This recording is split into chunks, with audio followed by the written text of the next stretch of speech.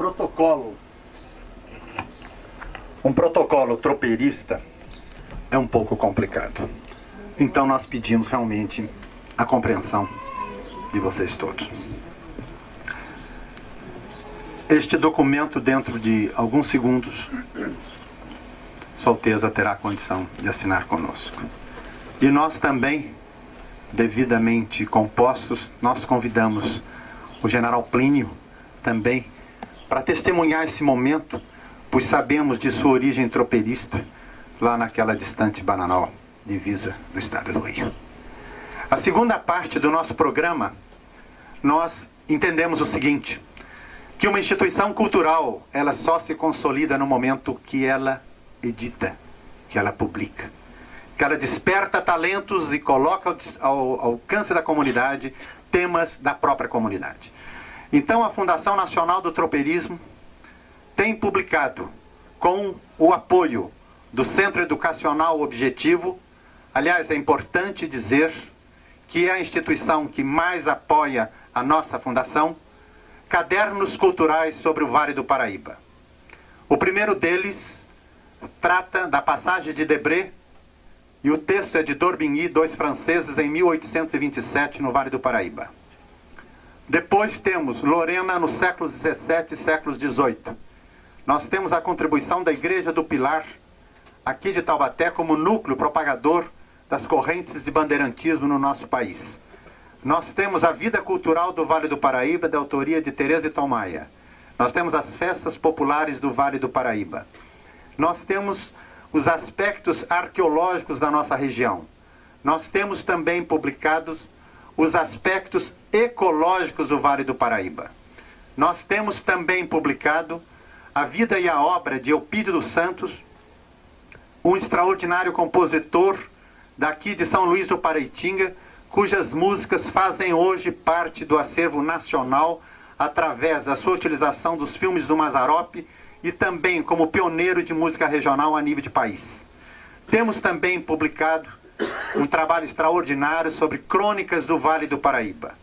E no próximo dia 7 de novembro, neste mesmo rancho, a gente convida vocês todos, a partir das 5 horas da tarde, quando nós estaremos lançando aqui um trabalho sobre a culinária tradicional do Vale.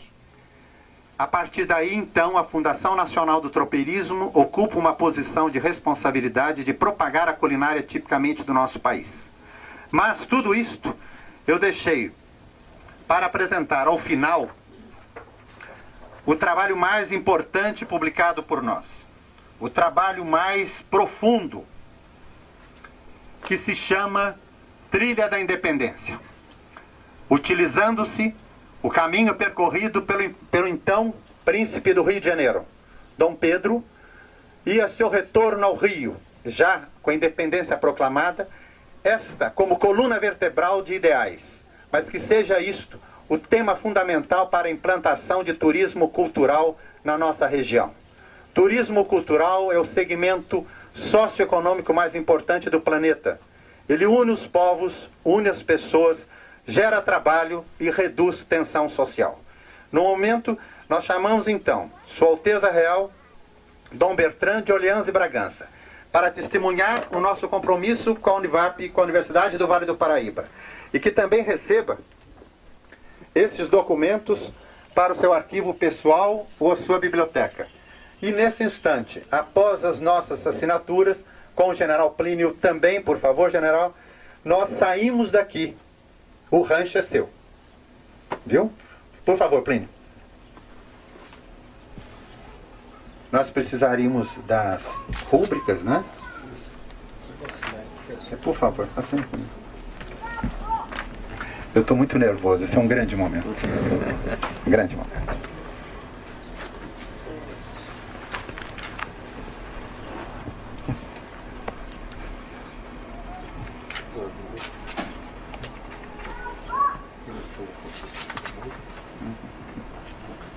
Faz favor, não deixe. São duas vias? São duas vias, em general.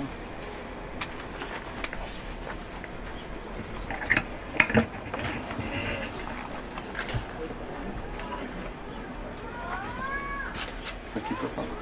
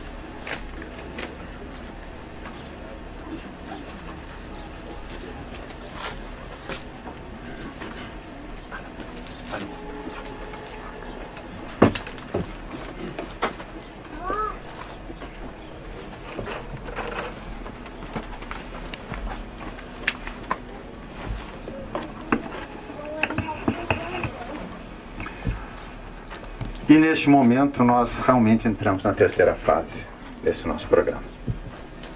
Eu quero que vocês entendam a nossa ousadia em antecipar esse tipo de comportamento. Quero que vocês entendam também, como eu sei que entendem, por que estamos num rancho de tropas. Nós não estamos absolutamente inventando nada, nós estamos simplesmente vivendo este país. Muito obrigado, senhor. Agora a terceira parte, estamos todos aqui por sua causa.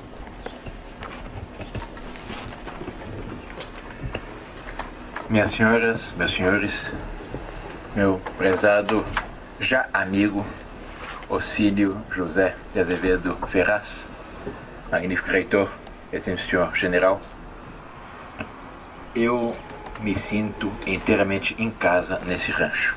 Eu passei toda a minha infância no campo, numa fazenda pequena no norte do Paraná.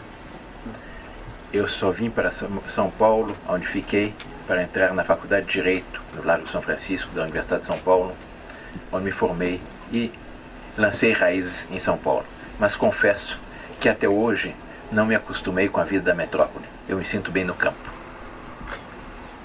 Com efeito, todos sabem que com a República, os bens da família imperial foram confiscados. Quando papai voltou do exílio, não lhe restava nada. Pobre. Foi um português rico do Rio de Janeiro que lhe deu uma casinha na Rua da Quitanda, que ele vendeu e comprou uma fazenda no norte do Paraná, 63 alqueires, aonde ele formou a sua família. E eu me recordo com emoção as boas lições que nós recebemos na nossa infância. Uma das quais foi numa tarde em que papai, preocupado com a situação, tinha 12 filhos, 8 homens e 4 moças. Um dia ele nos chamou aos mais velhos num canto do jardim e nos disse: por favor. Não, 102 eu vou falar em pé. Não, por favor. Eu prefiro falar em pé, tem uma comunicação. 102 eu vou ficar em pé o tempo todo. Eu só vou pedir ao senhor para ele gravar o tempo que o senhor quiser. Ele está gravando, ele queria um pouquinho mais próximo. Pois não. Viu? Nós estamos bem. Um dia ele nos chamou aos mais velhos no jardim da sede da fazenda, porque nós morávamos na fazenda, íamos todo dia de jipe, era o único veículo que o papai tinha para a escola, para o colégio. Ele nos chamou e nos disse: meus filhos, saibam aproveitar a única coisa que eu poderei lhes deixar para o futuro, porque bens materiais eu não tenho. 63 alqueires dividido por 12 não é nada. Com isso, vocês não farão a vida. Mas eu tenho algo que vale incomparavelmente mais do que os bens materiais. Isso eu posso lhes deixar.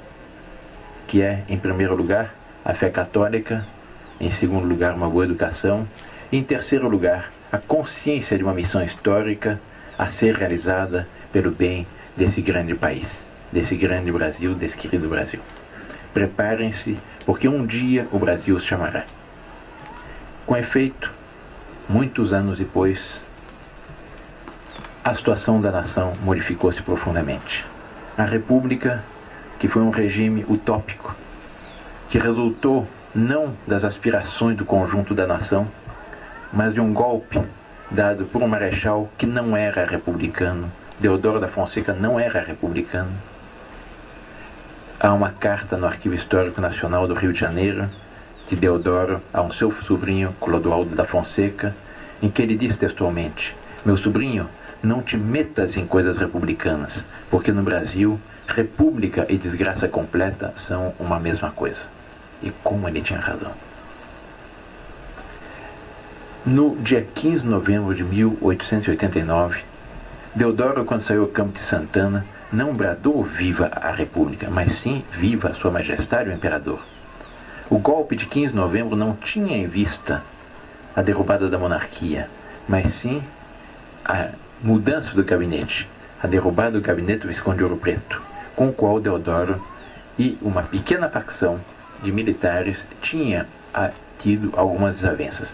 Segundo vários generais especialistas na matéria me informaram, seriam apenas no máximo de 20 a 25% das Forças Armadas que estavam descontentes com a situação reinante. Uma vez dado o golpe de 15 de novembro, um pequeno grupo de conspiradores, Benjamin Constant, Quintino Bocaiúva, Aristides Lobo, Rui Barbosa e outros, quiseram se aproveitar daquela instabilidade política para precipitar os seus ideais, que era a República. E o que fizeram eles? Utilizaram-se de um estratagema que não é dos mais louváveis. Foram provocar a Deodoro no seu amor próprio. Eles sabiam que Deodoro tinha um ponto fraco. Foram dizer a Deodoro que Dom Pedro II havia mandado chamar para a presença do Conselho de Ministros a um político gaúcho de Bagé, Gaspar da Silveira Martins. Quando não é verdade, Dom Pedro II havia mandado chamar para a presença do Conselho de Ministros ao conselheiro Saraiva.